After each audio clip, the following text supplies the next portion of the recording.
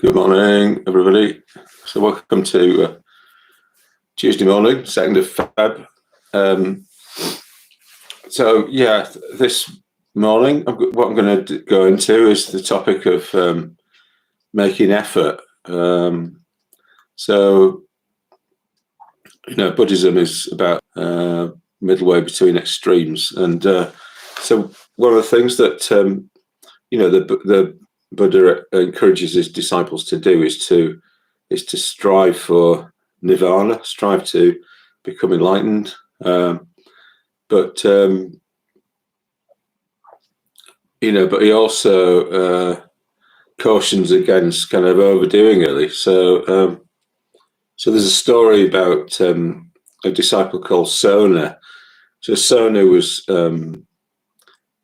determined, he's really keen on getting enlightened, and he was doing walking meditation, and he was pacing up and down. He was kind of walking up and down, and basically, he was doing it sort of in a really kind of willful kind of way, to the point where his feet were bleeding. He was kind of. It's a bit hard to imagine that, we're just walking meditation, but anyway, that's the story. So the Buddha said to him, and he was actually thinking about giving up. He was thinking, this isn't really working. Maybe I should give up and go back to the life of just normal life with pleasant luxuries and stuff like that. And but in the story goes, the scripture goes that the Buddha sort of sensed what was happening. He kind of read his mind from a distance, but he could just take that as meaning. He just could tell really what was going on. So he went to him and he said, if you have a vina, so a vina is like a lute. It's like a kind of like a medieval lute, that sort of thing, in ancient India, in 2,500 years ago. And he says, well, what happens if the strings are too tight, and does it make a pleasant noise? And Sona said no, and what about if it's too slack? The strings are too slack. Does that make a good noise and good sound? And he said no, it doesn't. So in this way, the Buddha teaches him to be kind of moderate in his effort, take a kind of middle way in it. Now, one of the things that I've noticed among Buddhists is that I think sometimes they can get a bit confused about the whole thing about making effort. I think particularly, because often among Westerners, there's this sense of competition or inherent kind of competition that's sort of there as a deep kind of current in the society, So people often sort of feel like when they're presented with something that they're kind of in competition with everybody else, and they're thinking, I've got to do this well, I've got to succeed, immediately, so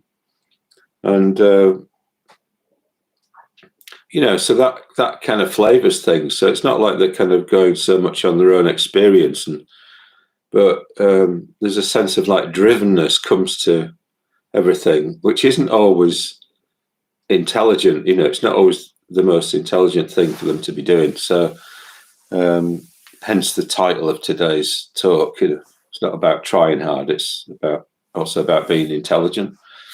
And I think with sometimes when I've experienced people leading meditations, particularly the metta bhavana, which is loving kindness meditation. People are kind of saying, well, whatever you do, don't try too hard, or don't sort of and they kind of get a little bit, it all becomes a bit vague. It's like, it isn't that clear what people are supposed to be doing, because metta bhavana is a development practice. It's like the cultivation, development of loving kindness, But how do you do that? Well, you have to make some effort to do it. But people are because people get into this thing of straining and criticizing themselves and all that sort of thing when they can't get anywhere, then meditation teachers often emphasize a sort of trying to do it without straining, which I suppose is a good idea, but you still need to know what you're doing. You still need to have an intelligent view about how to actually cultivate loving kindness. And I think what happens is people kind of sort of start the practice, and they're kind of like smiling away, and they're thinking they've got the fingers crossed behind their backs, thinking, just hoping for the best, lacking a kind of sometimes I think a clear idea of what it is that they're doing. And particularly, I think with loving kindness, that the confusion between feeling, which is experience, just the experience of pleasure and the experience of pain, and emotion, which is the active aspect to that, So loving kindness is an action. It's like an action of the emotions, and the emotions are part of the psyche, the active psyche, which also includes thoughts and attention brought to things. So I'm going to go into this a bit and also cover things like I've got an article. Well, it's a paper by CBT from a CBT journal on strategies for coping with chronic fatigue. So I think there's a way in which we can tie. This could be tied in a little bit in terms of the Buddha's teachings and stuff. So I'm going to explore that as well. So see if it reveals anything. Yeah. Okay. So we'll begin by doing some body work. So if you want to stand up and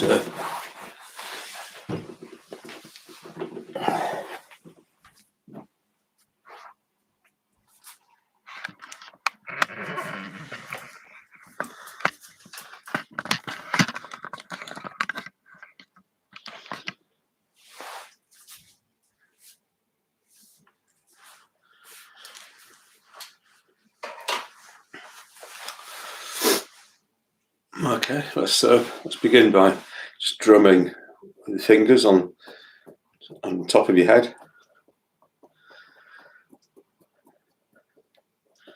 And being aware of contact of your feet with the ground, sensations in your feet, sensations in your skin, where your skin is touching your clothing.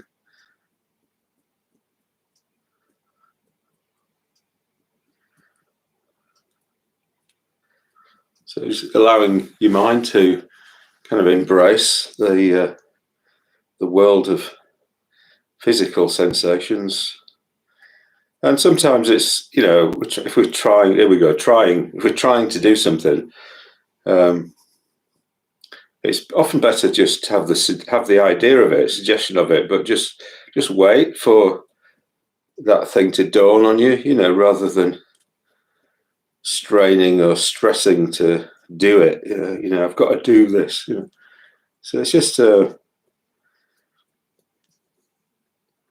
letting in the idea of letting in the world of sensations of touch and sounds that you can hear both inside and outside the room that you're in. Just little drumming, finger drumming on the back of your neck.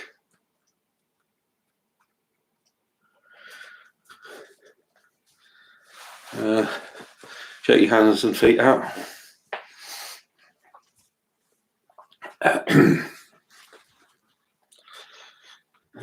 So we all have to do everything, physical at our own pace.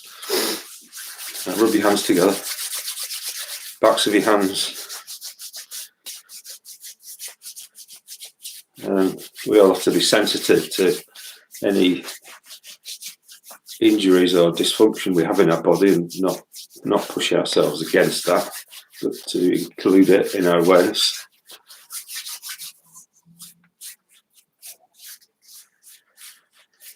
Okay, and then just put your forehead in the palms of your hands. Again, just tuning into the sensations in the palms of your hands and in your forehead, your face.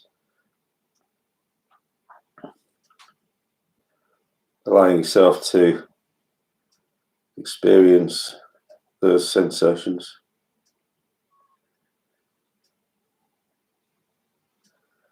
Having a sense of curving your spine over a little bit, like as if you're in a kind of fetal position or something. So it's like the feeling is that you're turning away from the world, and you're not having to respond to the world, and you can look more inward to yourself and what's happening for you.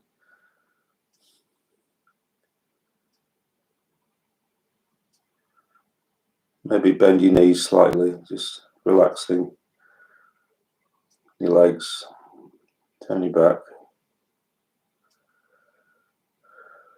Enjoying the sensations of the breath, your breath on your wrists.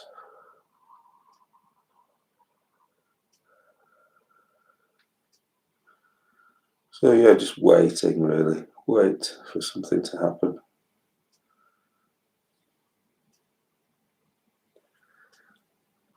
And just give your face a bit of a wash with your hands.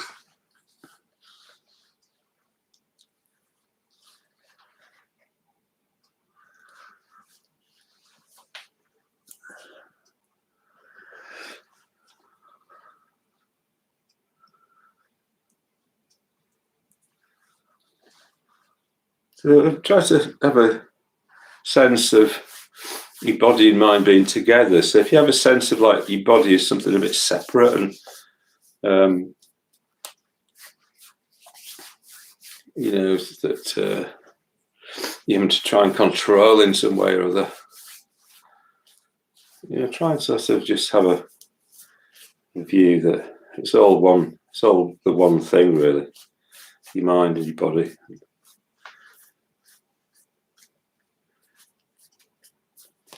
So you're not expecting something to come from outside of yourself, some miracle to happen where your body suddenly becomes this brilliant, vital thing. It's more that you have to actually work with it intelligently to bring change about, bring relaxation about. Okay, shake your hands and feet out. And then just taking, I don't know, like that, and going on to the top of your spine and top of your back.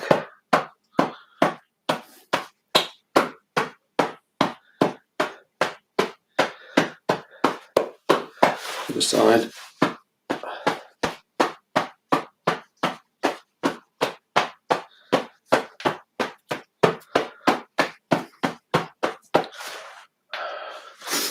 And just a bit of shaking.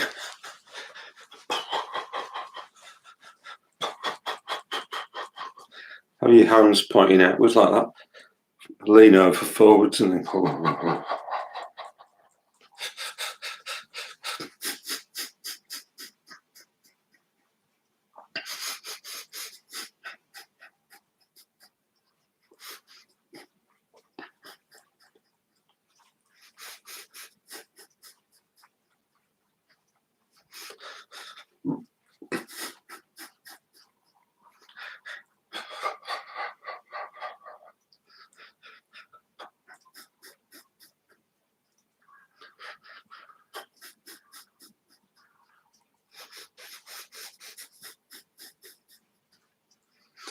And then just rotate your hips. Again, try to keep your mind and body together so that one's not ahead of the other.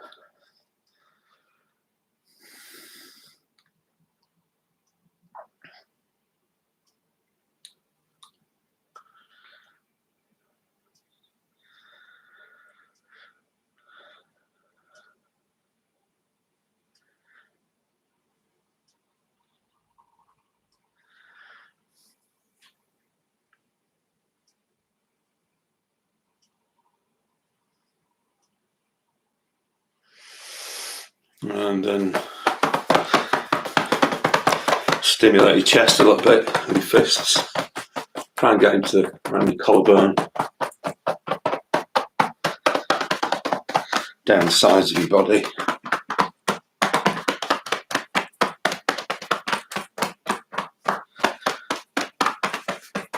And then just circle on your stomach with your hands.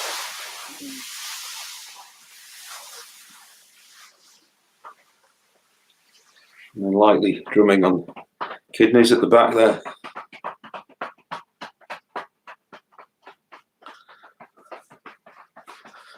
And then more heavily on your buttocks, the backs of your legs.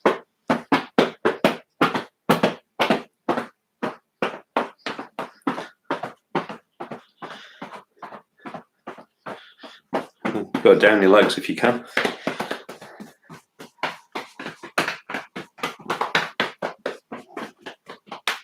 And then shake everything out.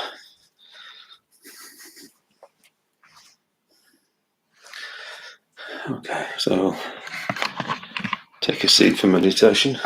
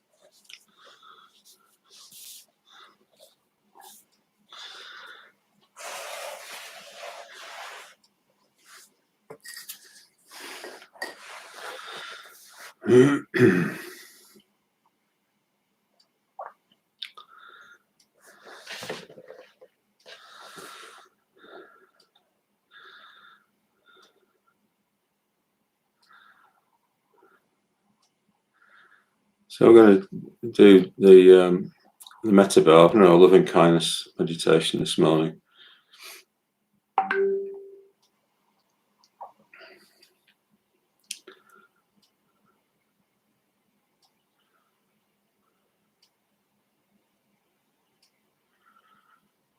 So just getting used to this new position, being aware of the sensation that happens where your body is touching the seat that you're sitting on, the ground.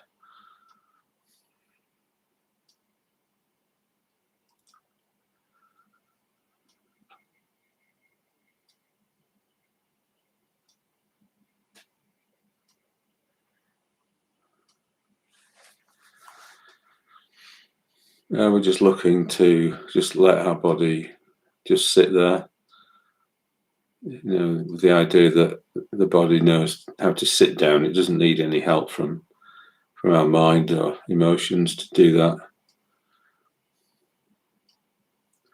And all that we have to do is to just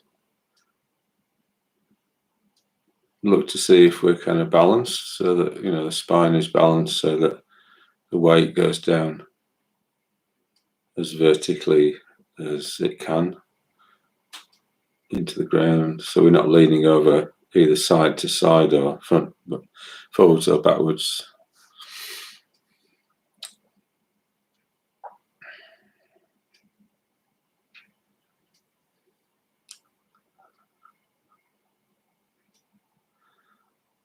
So if we're balanced, then the muscles of the body can feel confident that they can let go that they'll be supported by the skeleton of the body.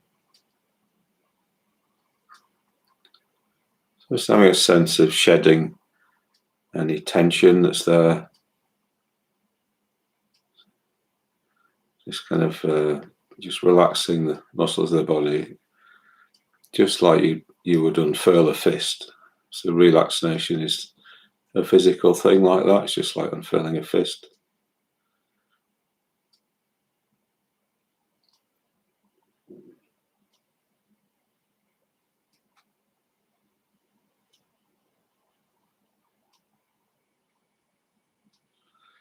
And then tuning into how you're feeling at the moment.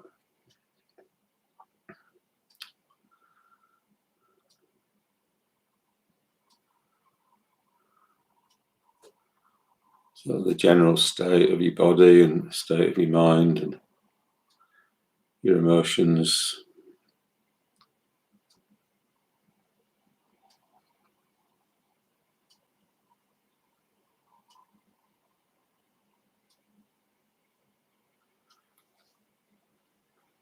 Just having a sense of how through life you go through different experiences, pleasant experiences, painful experiences.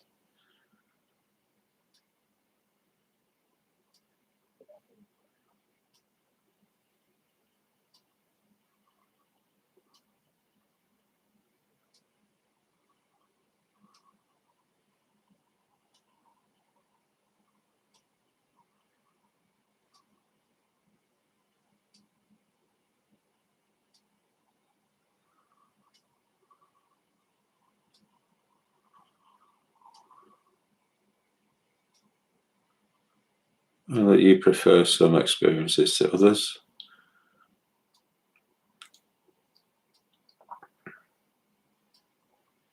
So just putting that on the agenda for now. And wishing yourself well.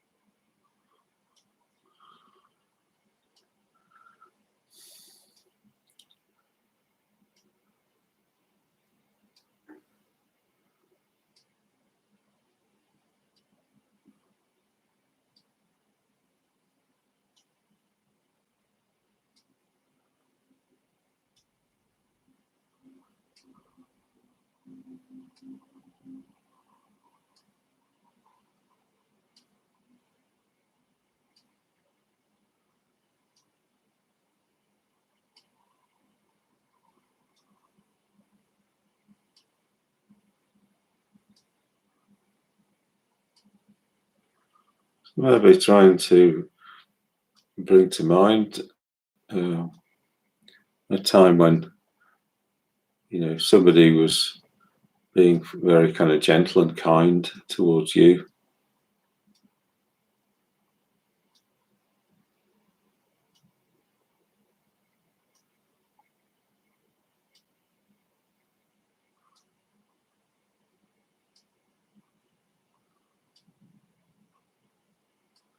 What were they doing at the time?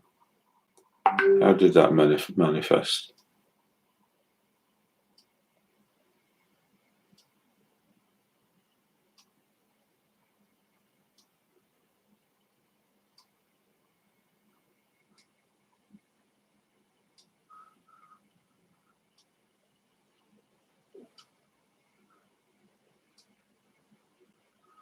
How did it feel for somebody to be opening up their heart towards you?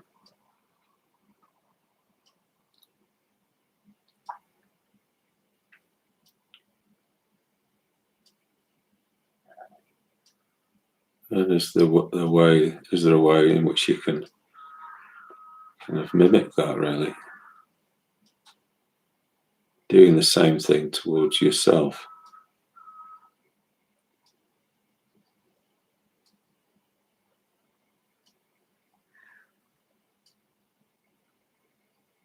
And if it helps, it might be that you want to imagine a kind of warm, sort of deep, rich red glow in your heart area that represents that warming towards yourself, that opening up towards yourself in your experience.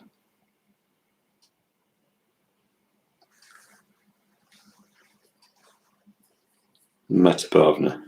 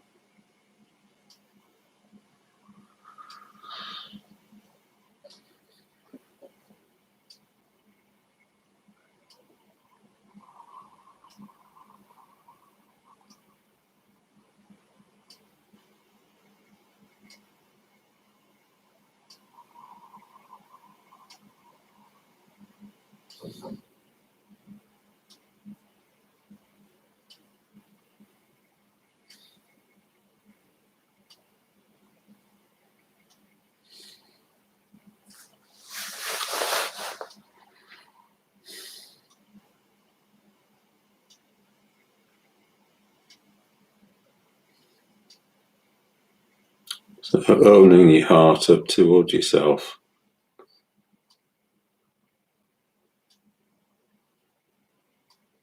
With gentleness and kindness.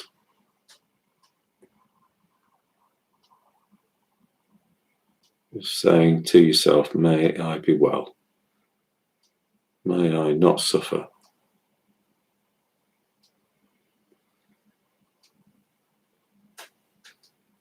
May I make progress.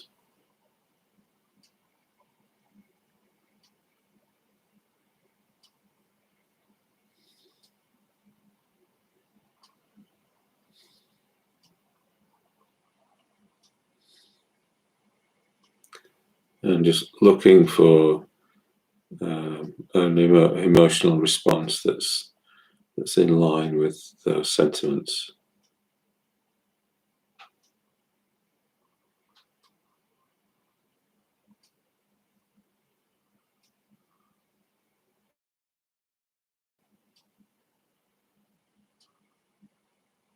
A passionate inner urge towards your own happiness.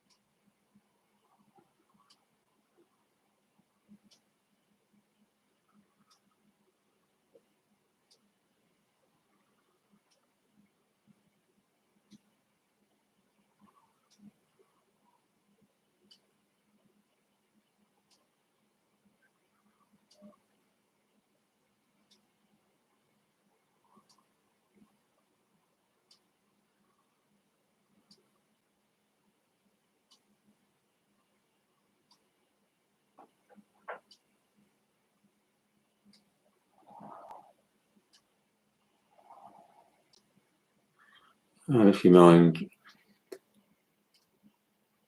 wanders off onto some other emotion, you forget what you're doing, something like doubt arises, just don't worry about it, just keep coming back to developing a sense of care towards yourself.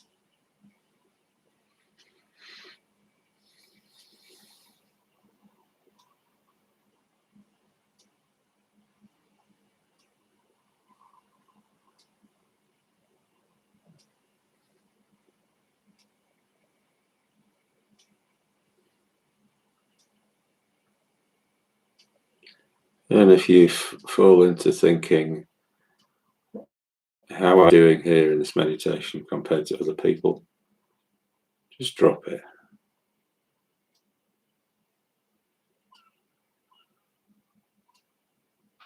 It's not competition.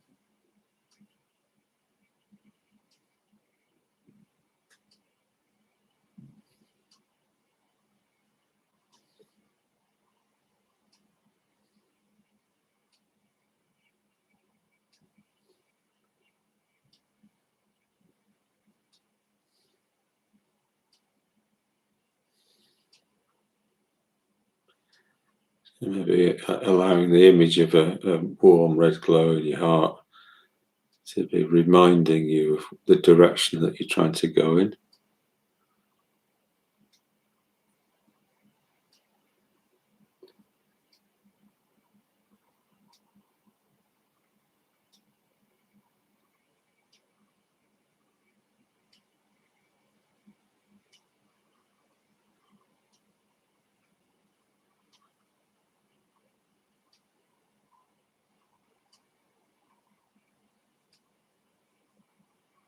And just being patient with yourself.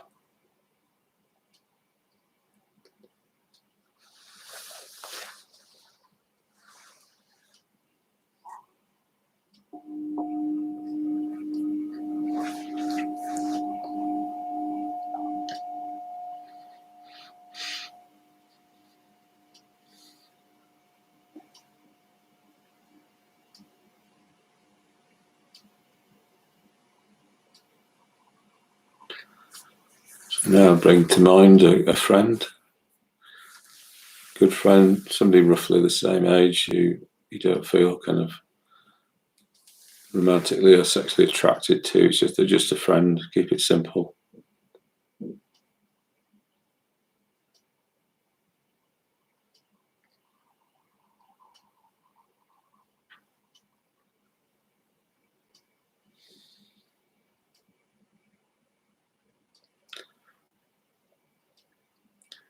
And just allowing the warmth that you've developed in the meditation towards yourself to be directed towards your friend now.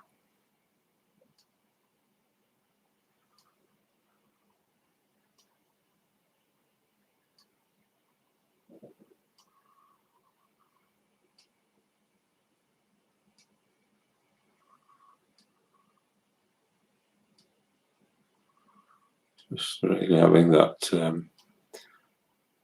the image of a kind of warm red glow to remind you of where you're trying to go with all this.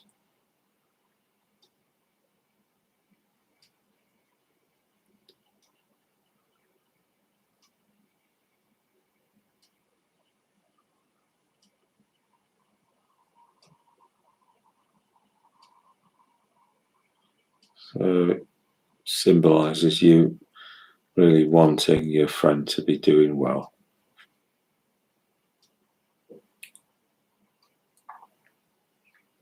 Really kind of getting behind them as a person in their lives.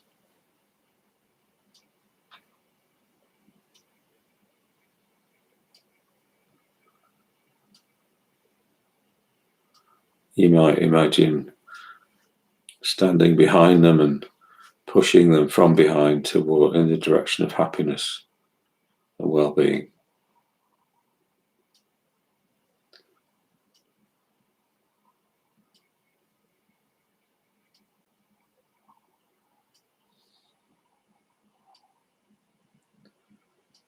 So this is the outcome that you're wanting, first for yourself and then for your friend.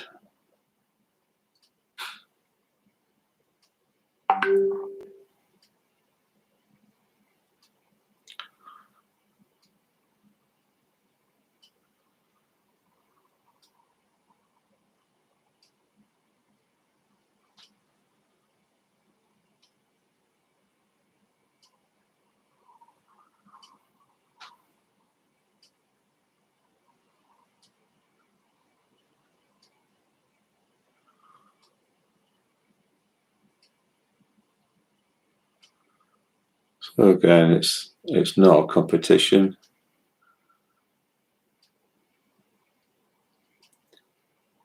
It's just a case of intelligently trying to work with your mind and emotions and your body and your imagination with images and things.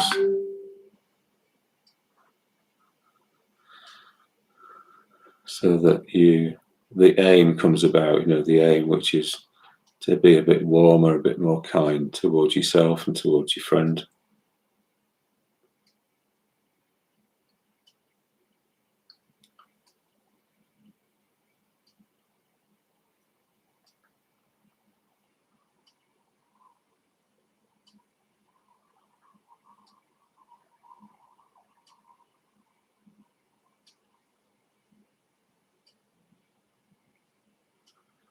So dropping any sense of competition.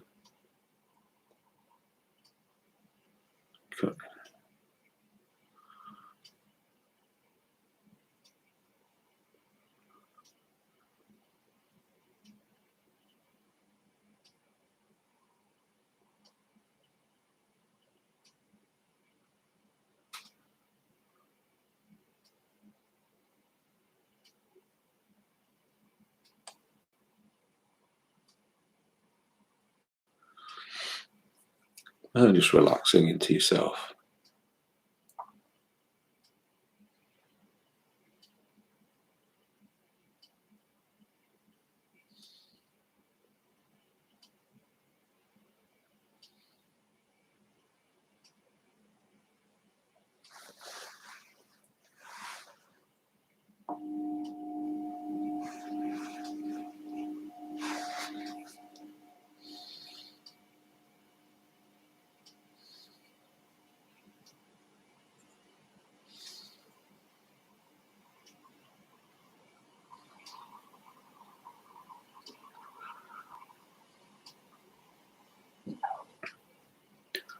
So now, in the third stage, what we do is we bring to mind what we call a neutral person. So a neutral person is somebody that we see around maybe, but we don't have any strong feelings for or against them. They're just neutral.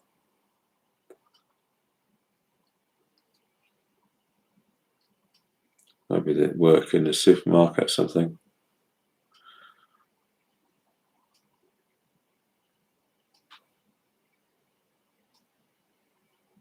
And I'm just directing that, whatever kindness, whatever warmth you've developed towards yourself and then towards your friend. So now directing that towards this person.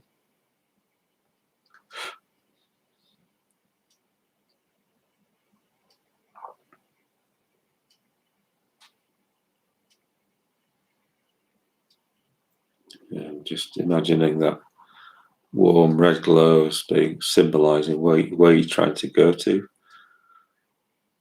in terms of your emotions towards this person. May they be well.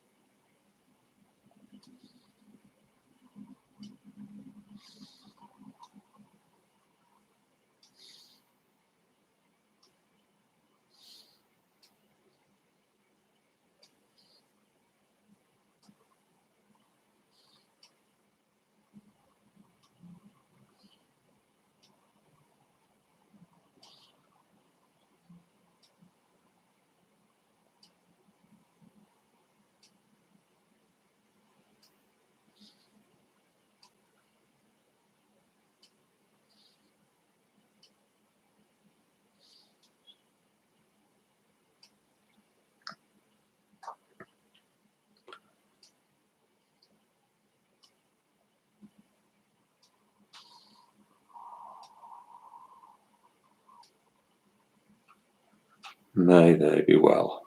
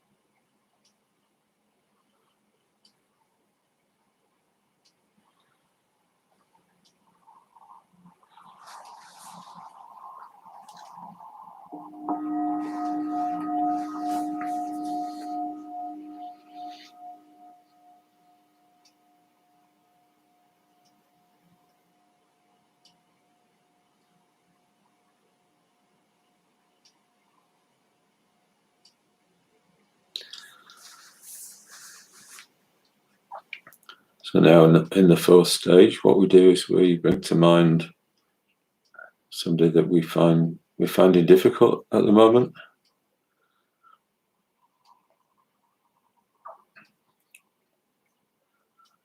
And whatever kindness, care that we've developed towards ourselves, first of all, and towards for our friend, and then the neutral person, we kind of direct that now towards this difficult person.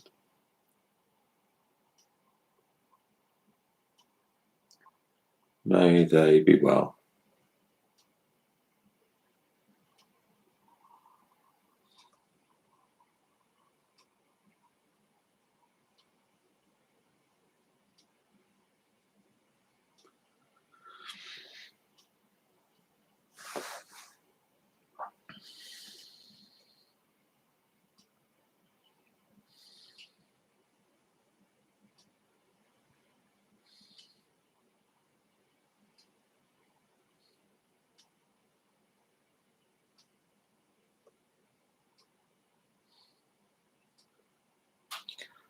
So it probably isn't going to be all that helpful if we start focusing on the thing that we find difficult about them.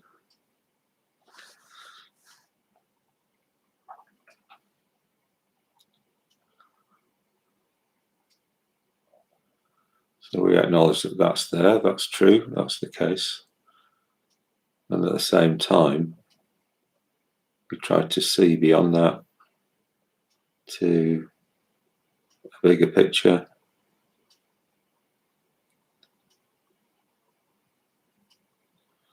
to their needs, their humanity,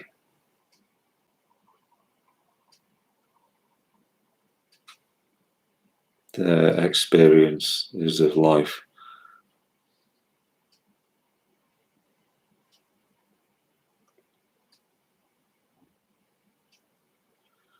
So we can still feel warmth towards them, even though some things are difficult between us.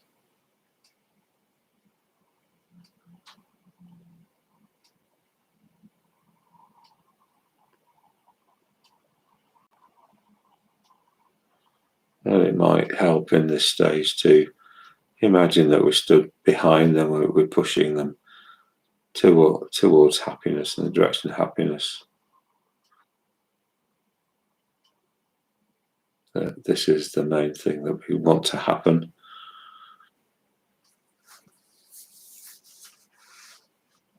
So we're focusing a bit less on our own experience and a bit more on their experience. May they be well.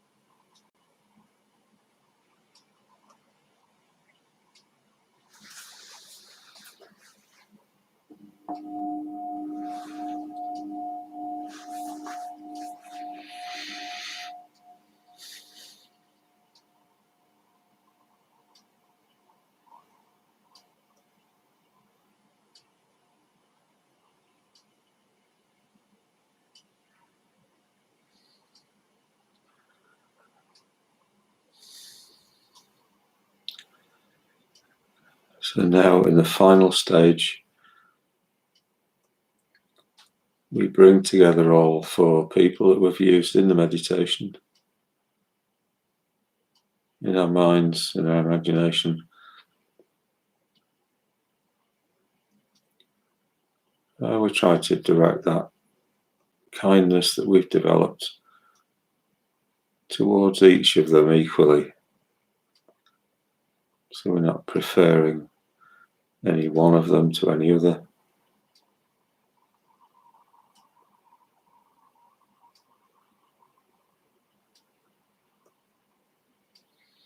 Maybe enveloping them all in our imagination in that kind of warm red glow that symbolises where we're trying to get to in the meditation.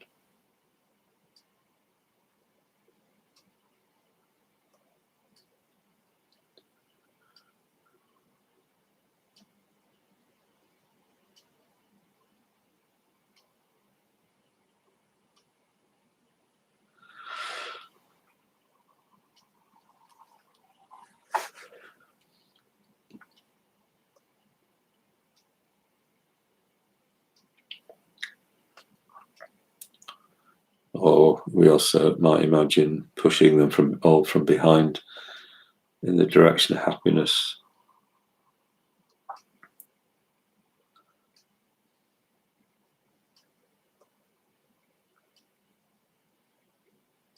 Which I think communicates the idea that it's not about us and our feelings, it's more about them and their experience.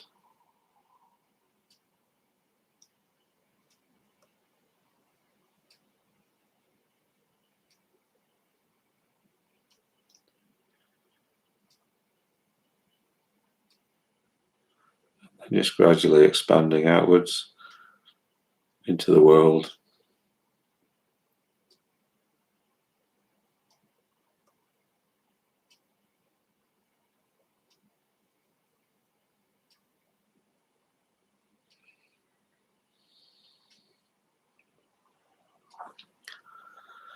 Particularly in this stage, without any sense of straining.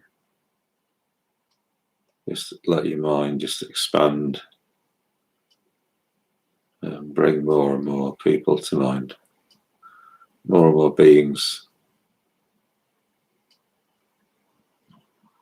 Just enveloping them in this warm red glow.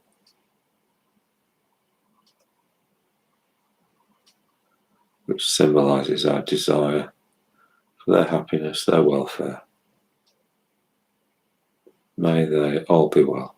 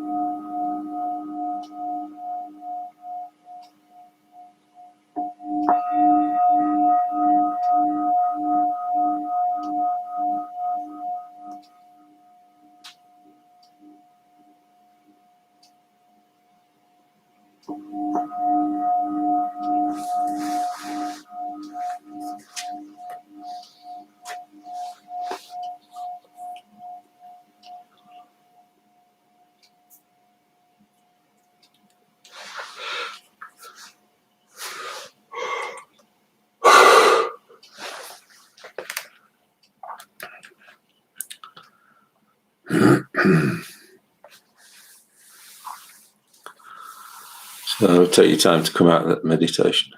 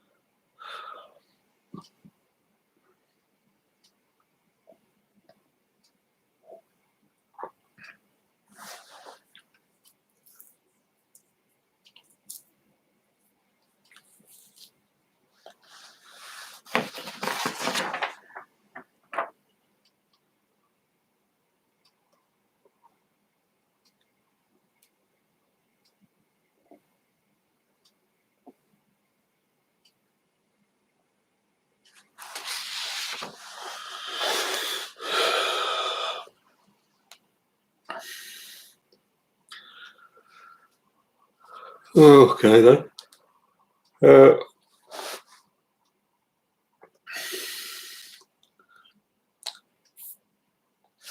So,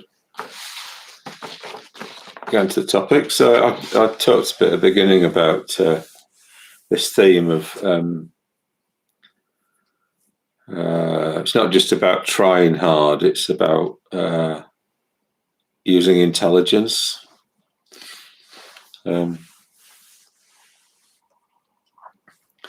And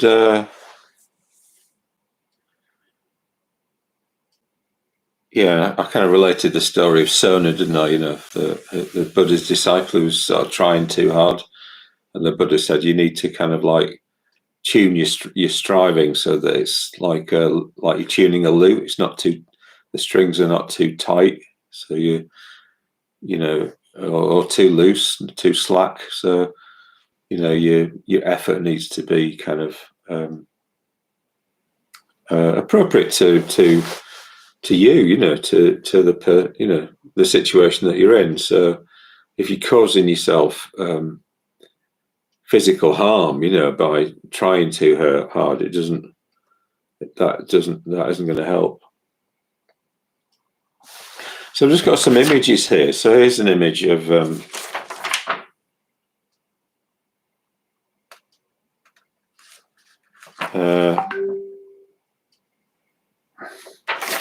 from Japan, of some monks who are they're all kind of quite thin, and so they kind of like remind me of the Buddha's the five ascetics. You know, the at the time of the Buddha, you know, he practiced austerities before he became the Buddha.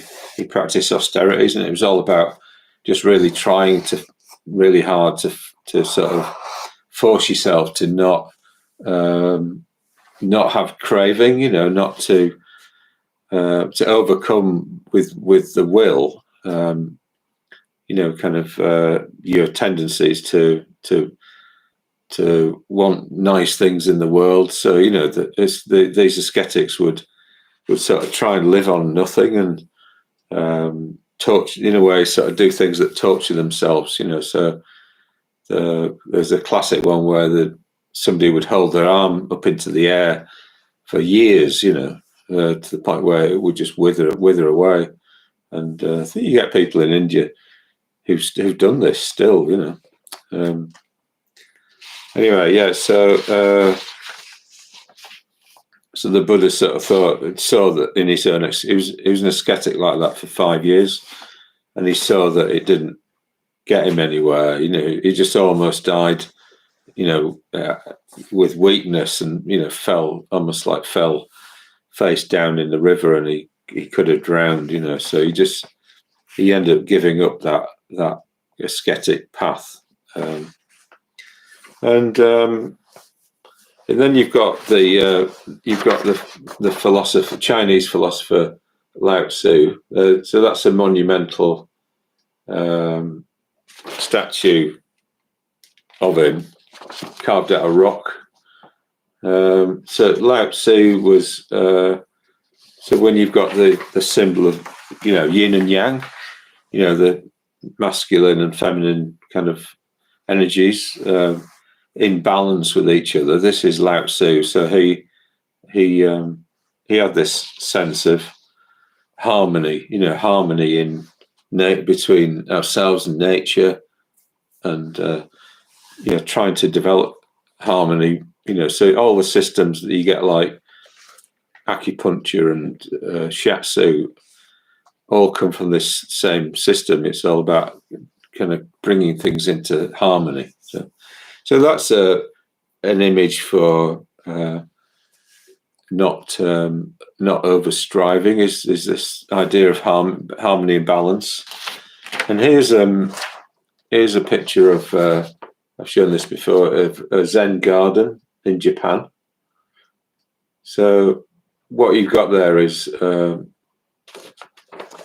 you've got nature, so you've got nature, which is like the rocks and the moss and the trees and everything.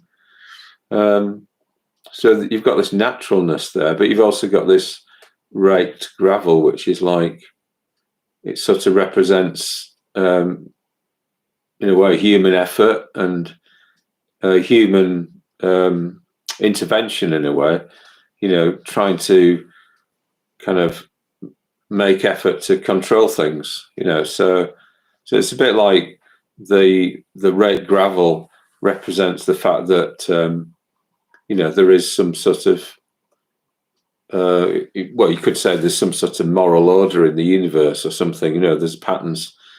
If you do some things, it leads to happiness, and if you do other things, that leads to suffering. So things aren't just random. But so when we're striving, you could say that to make something happen in meditation, you could say that what we're trying to do is rake the gravel, do the gravel raking. But what this aesthetic points to is that we need to do it in a way in which we're honouring the natural.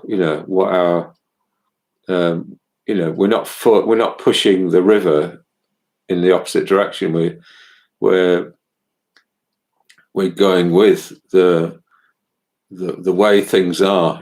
So when we do meditation, I've often said this.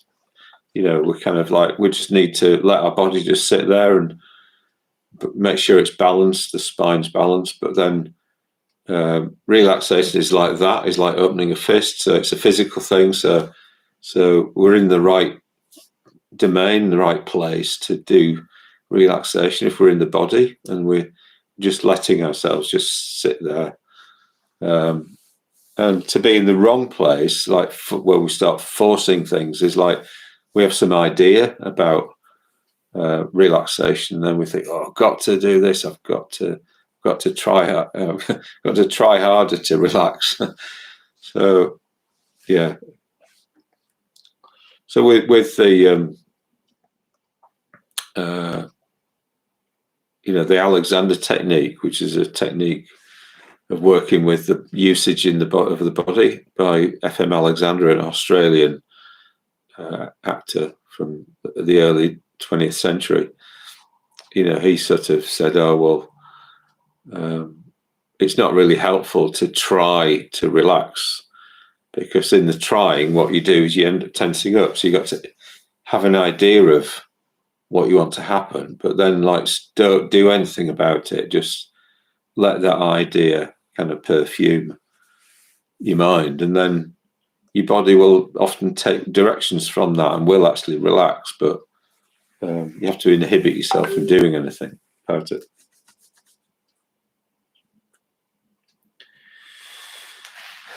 Yeah, so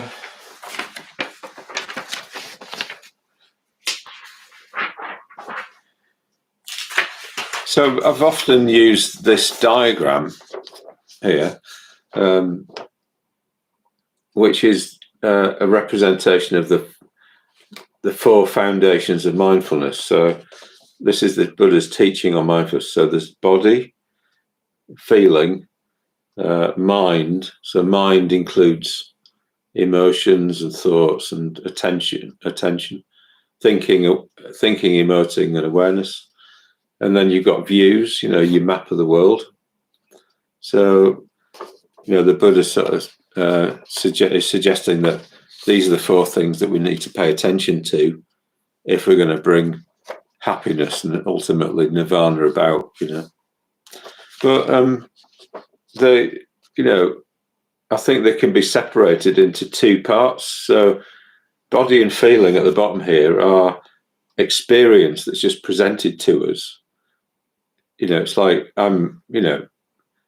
so I'm not experiencing any pain at the moment, and that's my experience. So it's like I've got neutral feeling going on here, and that's just presented to me. There's nothing I can do about it. It's just in this moment, this is what's happening. And in a way, it's the same with, like, I've got my body, it's here in the present, and the state it's in is just the state it's in, and I can't alter it in the present moment, But views and mind, or chitta, in Buddhism, our thoughts, emotions, and awareness are what we're actually doing. This is our response to the world, to our experience. So we don't really have control over these 2 in the present moment, but we do have control over these 2. And the fact that we have control over our views and our mind means that we can work from our views on our mind, So we can work on, say, for instance, if our view is of ourselves, I need to slow down here, but if our view is of ourselves that we are an object, I'm an object, I'm just a thing, then what will happen then is that our emotion towards ourselves will probably be indifference. On the other hand, if our view of ourselves is that we're a human being who suffers and has pleasant feelings as well, or has happiness and has meaning in their lives, or doesn't, then what we'll want to do is we'll want to care for ourselves. So we'll want to be kind towards ourselves and look after ourselves. So in this way, views and mind are interconnected. Views affect our mind, our emotions, and all that, and probably my mind affects our views as well. Our emotions affect our views. Often, the views we have are kind of conditioned by what we want, what we want to be the case. So anyway, the topic today is about not trying too hard or straining, and so I was saying earlier about this idea of the metta bhavana, people trying to do loving kindness meditation, and then you've got the person leading the meditation, maybe sort of, because people get into straining all the time and trying too hard, and then the meditation leader says, "Oh, whatever you do, don't try too hard, just you're not trying to force something out or strain to push something out, So in a way, what they're wanting to happen is like the person isn't sort of forcing things, but it's confusing as to what they then do, and I think what can happen is they can end up just sort of having a kind of smile on their face, and they're kind of hoping for the best, like not quite sure what they're doing, but they just sit there hoping for the best, that something might happen, that they might develop some loving kindness. Is that how things work? I don't know really. I mean, often the way that things work is when you're clear about how what leads to what, you know. So if you're clear that your views about things lead to your emotions, you know, so your view about yourself, you know, what you are leads to an emotion about yourself, then that's a structure, isn't it? You can work with that, you know. If you're clear that if you imagine something like a warm red glow, and that symbolically represents something like, you know, like a sort of a future experience of like kindness towards somebody, then that can help cultivate the actual emotion, you know, because you clear the direction that you're going in. You're suggesting to yourself a direction that you're going in. So yeah, I think, you know, understanding is really important. And the Buddha talked about, when he was going into the four foundations of mindfulness in the Buddhist scripture called the Satipatthana Sutta, which is a really famous scripture. He mentions mindfulness, which is sati, but in the same sentence, he always mentions something else, which is called sampajanya. So sampajanya is often translated as clear comprehension. So you not only bring awareness to things, to these four areas, you need to have clear comprehension. So clear comprehension is like understanding how they all relate to each other and how the whole system works, you know. And in Theravada Buddhism, they have like four levels of clear comprehension. So there's clear comprehension of purpose. I think it might be something like sataka sampajanya. It just means that you understand what you're doing and why you're doing it.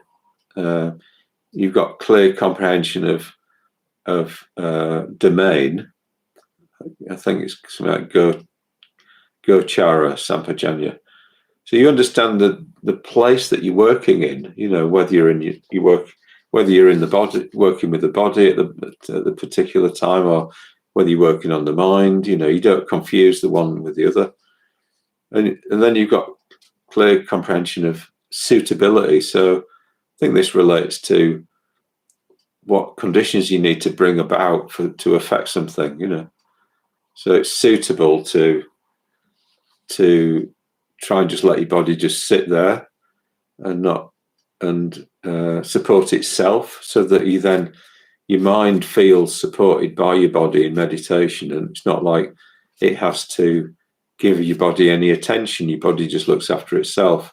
So then your mind can engage with the subject of the meditation.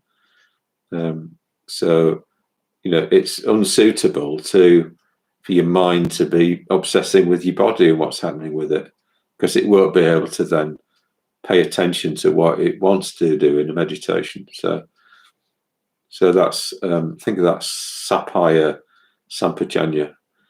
And then the top level of sampajanya is asamoha sampajanya, which means complete non-delusion.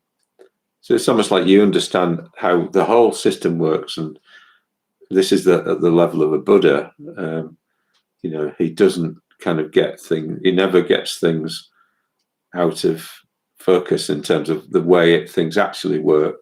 Doesn't forget, you know. So yeah, so kind of understanding is like really important, is as important as desire, or, you know, enthusiasm or motivation for things to work, you know. So here, you know, we've got this again. So understanding, having an understanding of how things work, and then what you're then looking for is whether or not you're looking to understanding leads to action, whether it's thinking, emoting, or awareness. So chitta is about the psyche, or the active aspect of the psyche, So it's like, it's what we're doing. It's like whether we're thinking, whether we're emoting, whether we're being aware of something. And then what we're looking for is like whether the body is supportive of that or not, So, when we're straining, often we're sort of we might be forcing our body to do something rather than looking at the conditions where it actually flourishes, so we kind of come in from, like, we're imposing our will on it, rather than letting it naturally kind of support us, looking at it intelligently so that it naturally, supports us.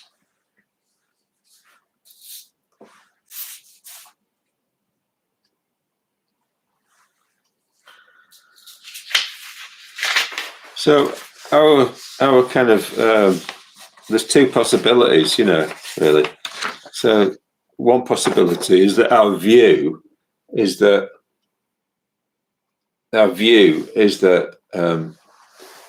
we need to exercise power over things, to try really hard, and then the other view is that, in a way, the right view is that we need to have clear comprehension about things.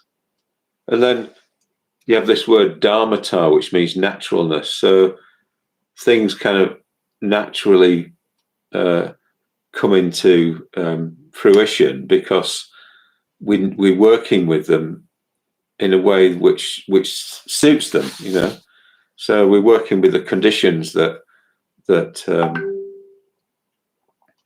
support their development, So we know how to relax. We know what we need to do to work with our feeling to make it to optimize pleasure and pleasure of all sorts, that where there's no downside to that pleasure. And we know how to work with the mind in meditation. And also we know how to work with our views and keep our views on track. So we have clear comprehension of all the way all the different aspects of ourselves work.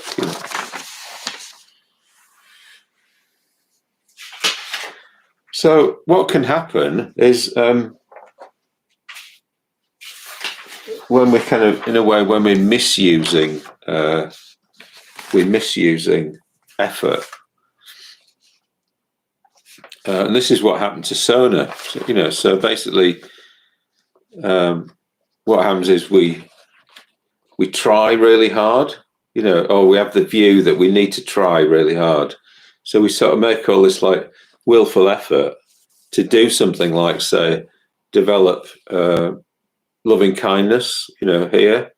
We're sort of trying to force it out, force out some sort of loving kindness. And then because we're not acting appropriately, we don't actually develop it. We just fail at it, because we're not being intelligent in the way that we're working with the meditation. We just have this idea in our head that we must do this well, and to the extent we have that, we're not actually focusing on the way that kindness is developed or can be developed, or is developed. We're focusing on ourselves now, our kind of image of ourselves, So then, we fail at it. We fail at the meditation, and then that conditions pain here, painful feeling, failure, pain, and then what happens is we give up. This isn't going to work. This doesn't work. So this is what happened with Sona. He was thinking about giving up on the spiritual life because he was like pushing himself. Nothing was working, and then it was just painful to him that he was failing.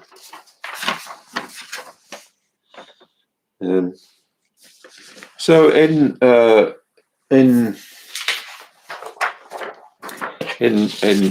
modern mindfulness movement, you know, one of the teachings is something called the discrepancy monitor. So it is very similar to this thing I've just described here. So it's like we have a sense of what we want to happen, and then, well, it says here how the discrepancy monitor works. First, we create an idea of how we want things to be or how we think they should be. And that's one. Two, we compare that with our idea of how things are right now. So it's like, you know, we want to become kinder. We want to develop kindness in the meditation. We compare that with the fact that we don't feel all that kind at the moment, you know. Three, if there's a difference between how things are and how we want them to be, then we generate thoughts and actions to try and close the gap. So we make effort with the meditation, and then we monitor progress to see whether the gap is increasing or decreasing, and adjust our actions accordingly. So as I just described here, we're kind of trying really hard to pump out loving kindness. We're acting completely inappropriately. It doesn't work. We fail. So we see this discrepancy between what we want to happen and what is happening. So because of this, and fifth is we know we've reached our goal when our idea of how things are coincides with our idea of how we want them to be. So because of this idea, in modern mindfulness, people are kind of encouraged to not try. Don't try and relax. Just bring awareness to your body, without any sense of trying to do anything. But yeah, I think it kind of, I don't know, I think it sort of leads to confusion, that, because we are trying to relax, but if you know how relaxation works, it's easy to then try and bring it about, but if you don't, if you don't have this clear comprehension of how things work, like through the 4 foundations of mindfulness, then you're going to end up sort of not really knowing what you're doing. And sometimes, yeah, you do. Well, often people will do a body scan. They'll just focus on the sensations in the body. They follow instructions. They won't try and relax, and it will work, but they won't kind of really understand why it works. But I think understanding why things work is really helpful, because it gives our rational, the rational part of us a satisfaction. Oh yeah, I understand how things work. So to the extent that we don't have that, then I think we're missing out on something. Really.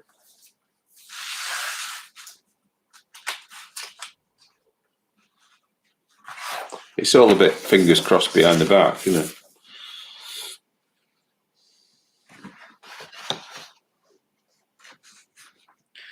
So here's another one, another diagram. So it's based on around should, so we have this idea that, we should be doing something. And then, but what often happens is, whenever we're sort of trying to force ourselves, it's a should, then we often don't really want to, but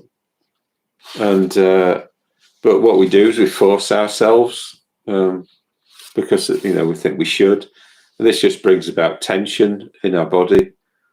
And then that tension leads to pain. But often that that should is just driven by a sort of painful self-image that is, you know, we need to be doing well, in terms of competition with others. We need to be able to master everything. That's so strong in Western society.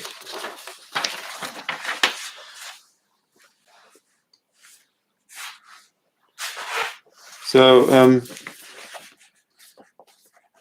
I'm just going to just finish a little bit with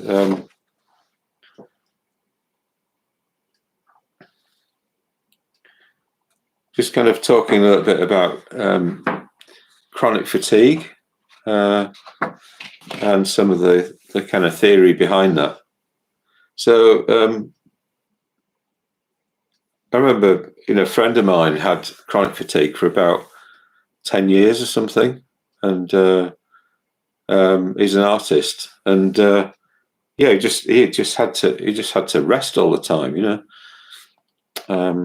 and it's a really awful thing, and I know people who have it now, and eventually I think he got some. He doesn't have any more. And but the thing that helped him was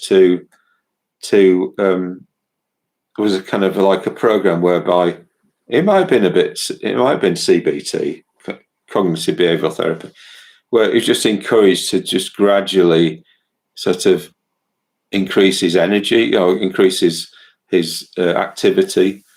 And I think what can happen with people with chronic fatigue is that they avoid all activity, but then they have bursts of normal activity, which then wears them out, So this is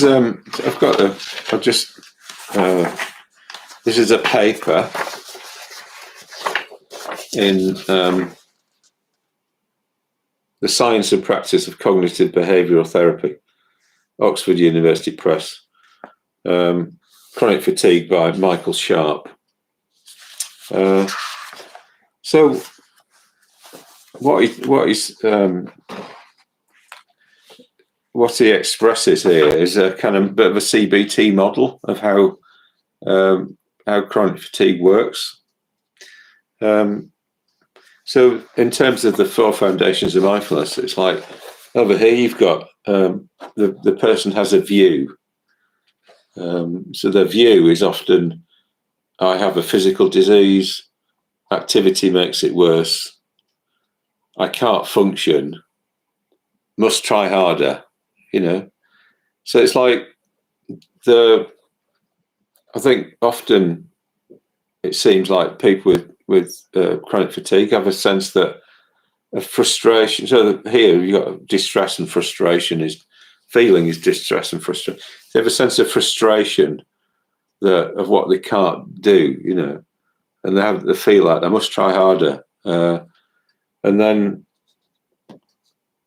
but the view is that I've got this physical disease and activity makes it worse. So you got a conflict going on there. You got I must try harder, but this view that I've got this disease that activity makes it worse. So the behaviour over here, action, is extreme rest, avoid activity, bursts of normal activity. But then the effect on the physiology, which is the body, is that that inactivity has an effect on them. If you're just kind of lying down all the time, then certain sorts of aspects of your physiology are not kind of being exercised, and you're not being maybe there must be some physiological effect of that, but also there's effects on the body of the distress, and feeling of frustration. So when you feel frustrated, then it has this sort of effect on your body that you feel kind of a bit dragged down by it. So it's almost like all of these four areas are all kind of affecting each other. The body's getting affected by frustration. The body's getting affected by lack of activity. There's this sense of should. I should be doing. I should be trying. And I think the way that my friend was brought out of his chronic fatigue was just through a gradual.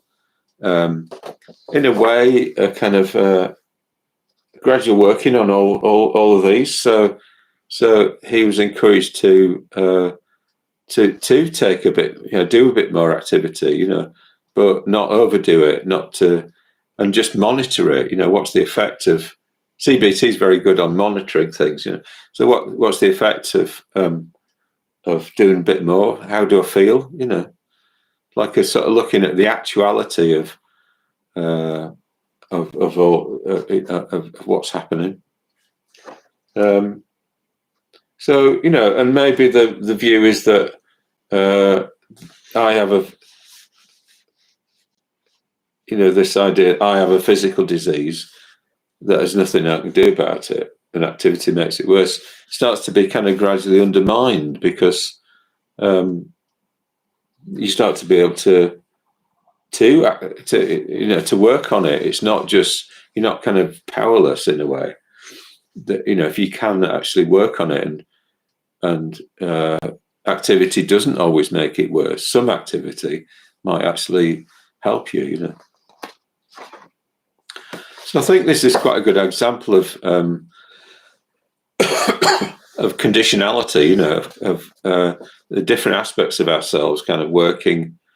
How they all kind of work together, and we can work with them, and I know in CBT, like people. So the central teaching of CBT is that our mood over here is affected by different things: our thoughts, our behaviour, and our physical. That's the physical aspect of us, So, for instance, if we feel depressed, then we can either work on it through our thoughts. We can examine our thoughts and what our thoughts are, and put them on trial. Is this actually true? Am I a complete failure? Well, you look for evidence for that. Is that true? And you often find no, it's not completely true.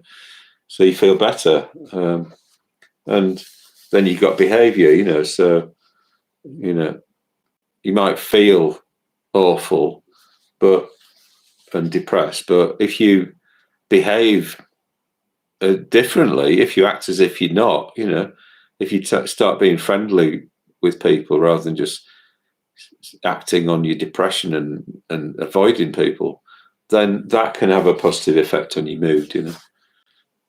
Change your behaviour, change your mood, or you can work on it from physical. You can have a run, go and have a run or something. So even though you might feel, down, you do some exercise and you feel a bit better. You start to feel better. So it's all about like the practical side of working with the different conditions that affect your mood. So so I've often wanted to talk about this a little bit. So what's the final message? Well, I suppose, the final message is that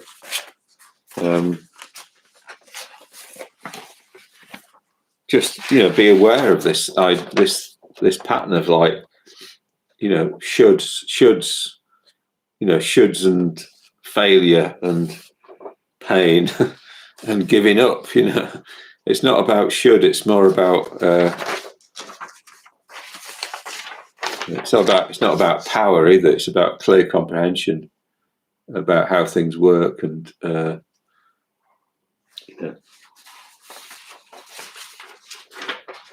power bad, understanding good. Okay, that's it for today. Thanks a lot. Bye bye.